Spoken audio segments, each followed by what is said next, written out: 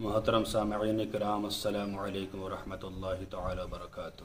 الصلاۃ والسلام علیک یا رسول اللہ وعلی آلک واصحابک سیدی یا رسول اللہ صلی اللہ تعالی علیہ وسلم۔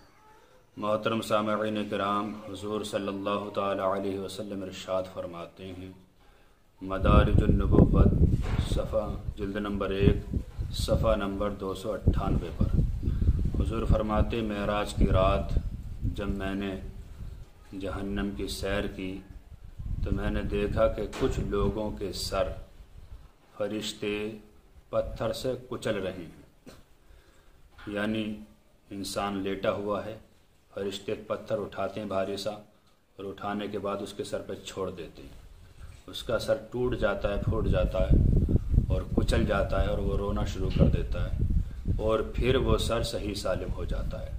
پھر اسی طرح فرشتے عذاب دیتے ہیں۔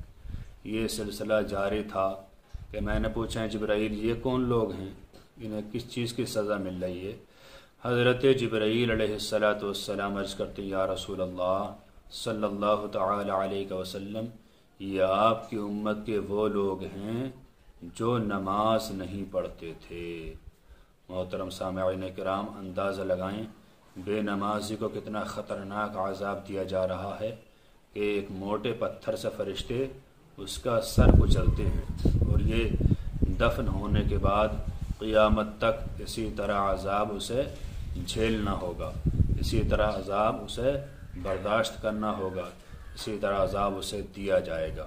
یہ قیامت تک فرشتے اس کے اوپر سر پر پتھر ڈالتے رہیں گے، اور وہ انسان پتھر کے درد سے، سر کچلنے کے درد سے روتا بلختا ہوگا، اور قبر میں اسے کوئی بچانے والا نہیں ہوگا۔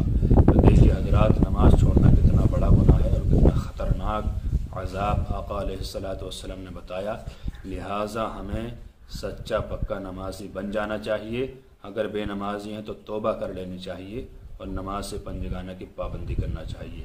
اللہ تعالی ہمیں ایسی زندگی عطا فرمائے جس میں نماز پنجگانہ با جماعت پڑھنے کی ہماری عادت بنی رہے۔ اللہ تعالیٰ سے دعا ہے کہ اللہ تعالیٰ ہمیں صحیح معنی میں قرآن و حدیث کے مطابق زندگی گزارنے کی توفیق عطا فرمائے۔ آمین۔ السلام علیکم۔